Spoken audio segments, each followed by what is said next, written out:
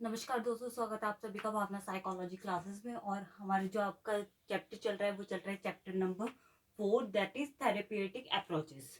तो इस चैप्टर में बेसिकली है क्या? इस चैप्टर के अंदर है कि हम जैसे लास्ट चैप्टर में पढ़ा था साइकोलॉजिकल डिसऑर्डर के बारे में कि कौन कौन से फोबियाज हो सकते हैं, कौन कौन से डिसऑर्डर हो सकते हैं। इसके अंदर हम पढ़ेंगे कि उसकी हम थेरेपी कैसे कर सकते हैं, उन डिसऑर्डर को हम खत्म कैसे किया जा सकता है, मतलब कौन कौन सी थेरेपीज होती हैं, हम वन बाय वन उसको पढ़ रहे हैं। लास्ट क्लास में हमने पढ़ा था इसके बारे में, बिहेवियर थेरेपी के बारे में हमने पढ़ा था। जो हमारी ये वाली जो मतलब ये क्लास होने वाली है उसमें हम पढ़ेंगे कॉग्निटिव थेरेपी के बारे में, जिसमें एक पार्ट आता है जिसमें कॉग्निटिव बिहेवियर थेरेपी के बारे में भी हम पढ़ेंगे। ठीक है, तो कॉग्निटिव थेरेपी बेसिकली होती क्या है? तो कॉग्निटिव थेरेपी का बेसिकली जो मोटिव होता है वो होता है कि जो साइकोलॉजिकल डिस्ट्रेस हो रहा है उसकी कॉज का पता लगाना कि ये किस कारण से हो रहा है, मतलब उस कारण तक हमने इसके अंदर पहुंचना होता है कॉग्निटिव थेरेपी के अंदर। ठीक है, तो बेसिकली इसका जो मेन मोटिव होगा वो क्या होगा? इस स्ट्रेस का कारण पता लगाना। ठीक है, उसके बाद इसके अंदर जो हमारा आ जाता है वो आता है रेशनल इमोटिव थेरेपी। मतलब इसमें थेरेपी की दो तरह की थेरेपी की इसमें बात की गई है कॉग्निटिव थेरेपी के अंदर। इसको हम बोलते हैं फर्स्ट जो है हमारी रेशनल इमोटिव थेरेपी। अब इसके अंदर क्या होता है? इसके अंदर जो होता है हम पता लगाते हैं कि कौन से ऐसे बिलीफ्स हैं एक इंसान के अंदर या क्लाइंट के अंदर हमारे, जिसकी वजह से क्या हो रहा है कि उसकी जो नेगेटिव थिंकिंग है उसकी वजह से उसके जो स्ट्रेस को बढ़ावा मिल रहा है, जिसकी वजह से उसको स्ट्रेस हो रहा है। ठीक है, अब मान लो कि सामने से एक पर्सन आ रहा है या फिर आपको दोस्त सामने से आ रहा है, हो सकता है कि उसने आपको देखा ना हो। ठीक है, वो आपको इग्नोर कर देता है, आप उसको हेलो बोलते हो वो आपको इग्नोर कर देता है, लेकिन आपके माइंड में क्या आ जाएगा, यार इसने मेरे को देख के अनदेखा कर दिया, मुझे इग्नोर कर दिया, ये चीज उसके अंदर आ जाती है। ठीक है, लेकिन आपको इस थेरेपी के अंदर क्या होता है, आपको ये बताया जाएगा कि हो सकता है कि सामने वाले पर्सन ने आपको देखा ना हो, इस वजह से मतलब कि आपको, मतलब इग्नोर नहीं किया है उस पर्सन ने आपको देखा ही नहीं है, इस वजह से उसने आपको मतलब विश नहीं किया। ठीक है, तो ये हमारी क्या होते हैं, इरेशनल बिलीव्स होते हैं, मतलब ऐसे बिलीव्स होते हैं जिसको हम ये बिलीव कर लेते हैं कि यार ऐसा हुआ है, जबकि ऐसा नहीं होता। ठीक है, एक पर्सन है वो हमेशा ये चाहता है कि यार मुझे हर पर्सन मतलब पसंद करे, लेकिन सबकी ओपिनियन अलग होती है। एक पर्सन जो आपको जानता ही नहीं है वो आपको मतलब कि कैसे मतलब आपकी तारीफ कैसे कर सकता है या आपको हमेशा प्रेज कैसे कर सकता है।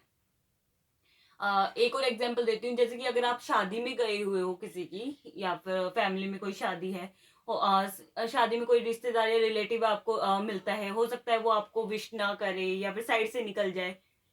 तो जरूरी नहीं है कि हर पर्सन मतलब कि आपको आके विश करे, आपके बारे में तारीफ ही करे। हो सकता है वो पर्सन आपको जानता ही ना हो, तो वो आपको विश कैसे कर सकता है? मतलब हर एक पर्सन का जरूरी नहीं है कि वो आपको आके एंटरटेन करे, जरूरी नहीं होता। तो ये हमारे इरेशनल बिलीफ्स होते हैं कि हमें ऐसा लगना चाहिए कि ऐसा ही होना चाहिए या ऐसा ही होगा।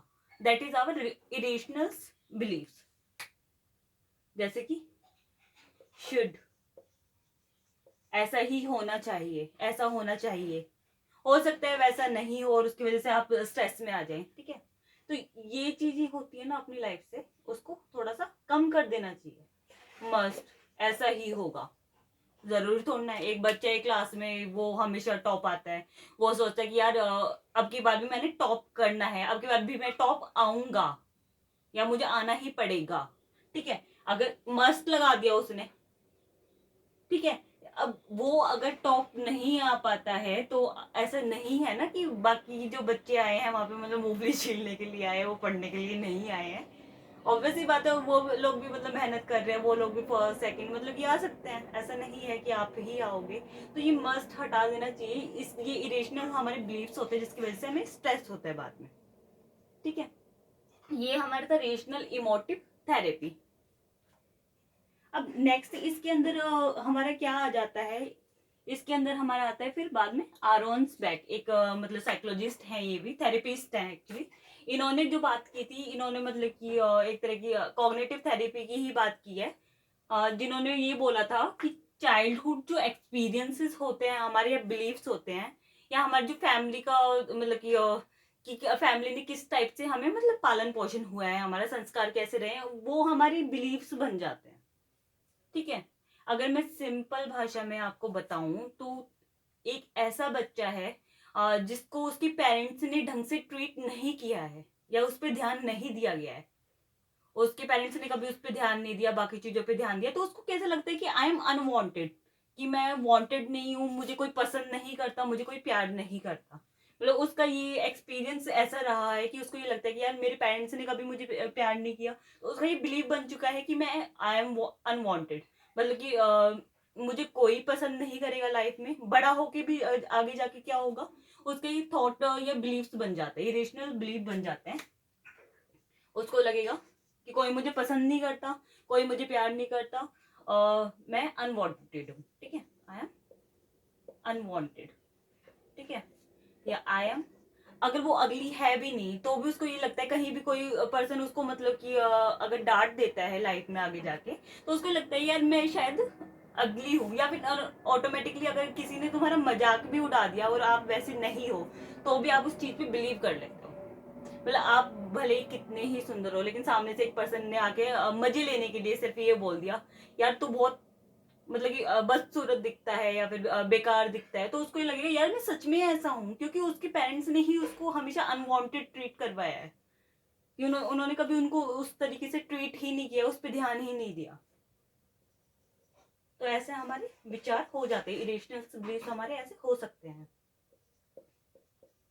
कई बार क्या होता है, क्लास में टीचर्स आपको डांट देते हैं, टीचर हर किसी को डांटती है, जो बच्चा मतलब शरारत करता है हर किसी को डांटते हैं, लेकिन कुछ बच्चे उसको इग्नोर कर जाते हैं, कुछ चुपचाप बैठ के शांति से पढ़ने लग जाते हैं, और कुछ क्या होते हैं उनके मन में ये चीजें बैठ जाती है कि ना तो मेरे पेरेंट्स ने कभी मतलब कि मुझे पसंद किया, और अब टीचर भी मुझे पसंद नहीं कर रही है, इसका मतलब ये है कि मैं ऐसा ही हूँ, मतलब कि जो मेरे पेरेंट्स कहते थे मैं वैसा ही हूँ, या सामने वाले जो पर्सन मजाक उड़ा रहे हैं मैं वैसा ही हूँ, ठीक है। तो ये हमारे चाइल्डहुड एक्सपीरियंस होते हैं, जिसकी वजह से हमारे इरेशनल बिलीव्स बन जाते हैं। ये हमारी बात कही थी आरॉन बैक्टी ने, ठीक है। ये फर्स्ट हमारी थेरेपी थी, वो थी हमारी रेशनल इमोटिव थेरेपी। ये दोनों थेरेपीज जो आरॉन बैक्टी ने दी थी, और ये रेशनल इमोटिव थेरेपी, ये दोनों कॉग्निटिव थेरेपी के अंदर आती है, ठीक है। नेक्स्ट हमारे इसमें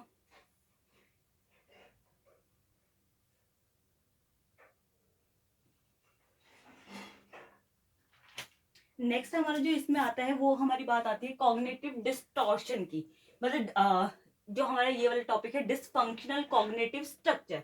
अब ये होता क्या है, जो नेगेटिव थिंकिंग होती है, इरेशनल बिलीव्स होते हैं, वो हम लोगों पे इतने हावी हो जाते हैं, जिस वजह से हमारी जो रियलिटी होती है ना, हम उसको समझ नहीं पाते कि क्या रियल है, और जो हमारे बिलीव्स है क्या वो रियल है। हम इरेशनल बिलीव्स को अपने रियल मानने लग जाते हैं। जैसे कि मैंने इसमें बताया था, ये जो हमने बिलीफ बताए इरेशनल बिलीव है, ऐसा रियल में नहीं है, लेकिन इन बिलीव्स को हम रियल मानने लग जाएंगे।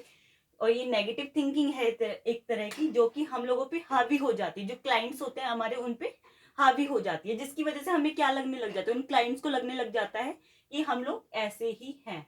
तो नेगेटिव थिंकिंग उनकी जो रियलिटी है उस पर हावी हो गई, वो अपनी रियलिटी नहीं पहचान पा रहे हैं, जिसकी वजह से जो उनकी जो लाइफ होती है वो डिस्टॉर्ट हो जाती है, मतलब खराब हो जाती है। आपकी लाइफ खराब हो जाएगी, डिस्टॉर्ट हो जाएगी, ठीक है। डिस्टॉर्ट बोल सकते हैं, डिस्टॉर्शन बोल सकते हैं, ठीक है। तो आपकी लाइफ को ये जो नेगेटिव थिंकिंग होती है, इरेशनल बिलीफ होते हैं, वो डिस्टॉर्ट कर देते हैं, खराब कर देते हैं, जिसको हम बोलते हैं डिसफंक्शनल कॉग्निटिव स्ट्रक्चर। कि जो हमारा कॉग्निटिव स्ट्रक्चर था, मतलब ब्रेन जो सोचने समझने की क्षमता थी, वो खराब हो गई है, वो खत्म हो गई है, डिसफंक्शनल हो गई है, उसको हम बोलेंगे डिसफंक्शनल कॉग्निटिव स्ट्रक्चर, ठीक है। अब होता क्या है, रिपीटेडली ऐसा होता रहता है बार बार, अगर आपके साथ नेगेटिव थिंकिंग आप पे हावी होती रहेगी, मतलब बार बार ऐसा हो रहा है कि किसी की थोड़ा, आज किसी ने मजाक किया वो हम पे हावी हो गए, कल किसी ने मजाक किया वो हम पे हावी हो गए, तो लास्ट में होगा क्या कि आप एंजाइटी आपको होने लगेगी, मतलब बात बात पे गुस्सा आने लगेगा, पैनिक अटैक्स आने लगेंगे, या फिर आप डिप्रेस हो जाओगे, डिप्रेशन में चले जाओगे, आइसोलेट कर लोगे अपने आप को। और हो सकता है कि ये प्रॉब्लम इतनी बड़ी हो जाए कि आपको बाइपोलर डिसऑर्डर हो जाए, या फिर आप मतलब कि सुसाइड भी करने का सोच सकते हो। तो ये कुछ नहीं होते, ये इरेशनल बिलीव्स होते हैं। हमें इन पे ना जाके हमें रियलिटी को पहचानना चाहिए, दूसरों की नजरों से मत देखो, अपने को खुद को मतलब कि आइडेंटिफाई करो कि आप क्या हो, दूसरों की बिलीव्स में मत जाओ, खुद की ओपिनियन देखो, खुद की मतलब की चीजों को ऑब्जर्व करो। आप दूसरों को ऑब्जर्व करके दूसरे क्या कह रहे हैं, अरे यार उनको नहीं पता होता वो क्या कह रहे हैं, ठीक है। हो सकता है कई बार कुछ चीजें गुस्से में निकल जाती हैं, तो वो हमेशा सच्चाई नहीं होती, वो इरेशनल बिलीफ होते हैं जो आप पे हावी हो जाते हैं, नेगेटिव थिंकिंग होती है वो आपकी, ठीक है। तो इन चीजों को अपने ऊपर हावी नहीं होने देना चाहिए, ठीक है।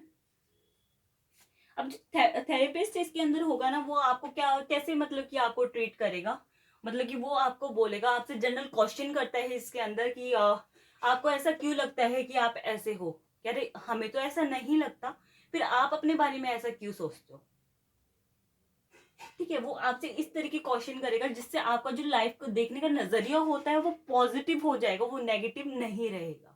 तो ये जो थेरेपी होती है जनरली 20 सेशन तक होती है, 10 to 20 सेशन होते हैं इस थेरेपी के, मतलब शॉर्ट होती है काफी, मतलब लाइफ टाइम वगैरह नहीं होती, 10 to 20 सेशन होते हैं, जिसकी वजह से ये इतने में ही मतलब चेंज हो जाती है। वो बार बार आपसे मतलब कि जनरल क्वेश्चंस करते हैं ऐसे, जिसकी वजह से आप लाइफ का दूसरा नजरिया भी देखना चालू कर देते हो। जैसे कि मैंने इसमें फर्स्ट में आरोन एडिशनल इमोटिव थेरेपी में मैंने इसमें बताया था कि एक पर्सन है सामने से आ रहा है, उसने आपको देखा ही नहीं, लेकिन आप ये सोच रहे हो आपने उसको विश किया, आप ये सोच रहे हो कि यार इसने मुझे देख के अनदेखा कर दिया, मुझे इग्नोर कर दिया, ठीक है। तो आपका थेरेपिस्ट यहाँ पे आपसे पूछ सकता है कि ये भी तो हो सकता है कि सामने वाले पर्सन ने आपको देखा ही ना हो और इसलिए उसने आपको विश ना किया हो, ठीक है। तो इसमें आप सोचोगे कि हाँ शायद ऐसा ही हुआ था, यार वो मेरा बिलीफ था कि मैंने गलती से ये समझ लिया कि सामने वाले पर्सन ने मुझे इग्नोर किया, ऐसा नहीं था। फिर एक पर्सन है शादी में, हो सकता है कि उसने आपसे ज्यादा बात ना की, वो निकल गया, तो आप परेशान हो कि यार इसने मुझसे बात नहीं की, हर कोई मुझे अटेंशन देता है लेकिन इस पर्सन ने मुझे नहीं दी।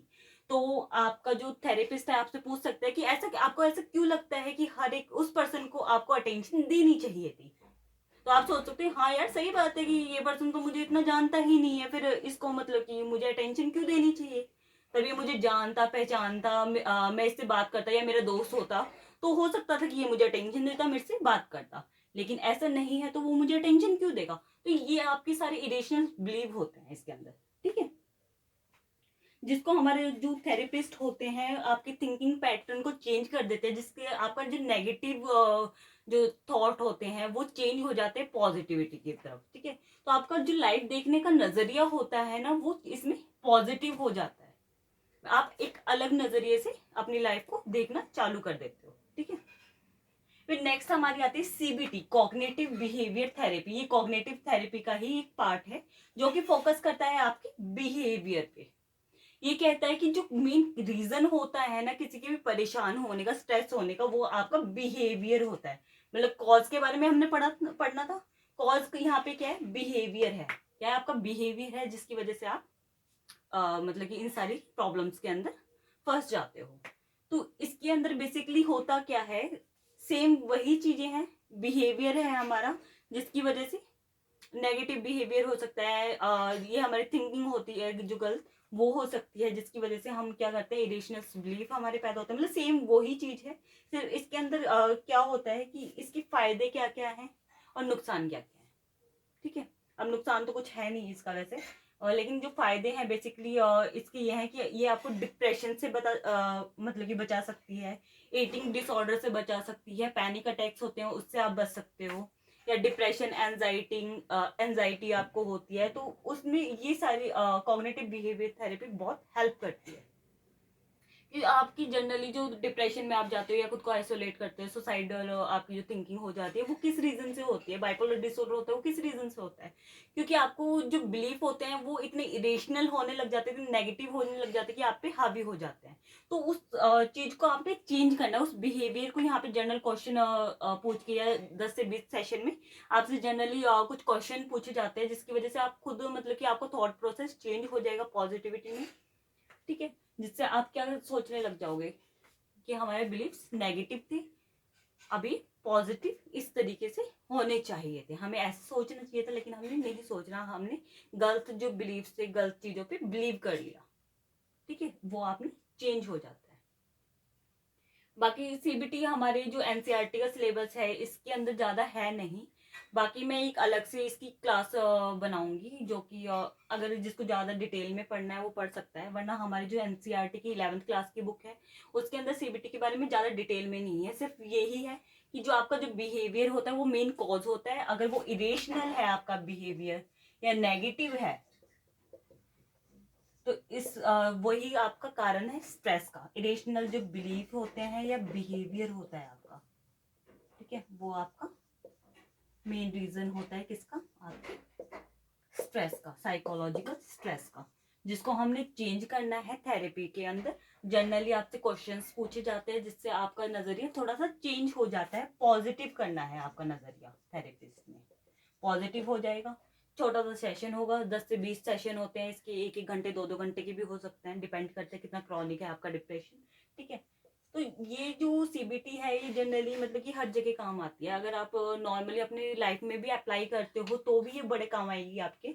आप मतलब कि दूसरों के बिलीव्स पे ना जाके, दूसरे क्या कह रहे हैं उस पे ना जाके, एक बारी खुद भी अपनी ओपिनियन से उसको देखना चाहिए कि मैं कैसा हूँ, दूसरा पर्सन ऐसा मुझे बोल रहा है, हो सकता है वो उस वक्त मजाक के मूड में हो या मजाक में बोल रहा हो और आपने उसको सीरियस ले लिया कि यार मैं ऐसा हूँ।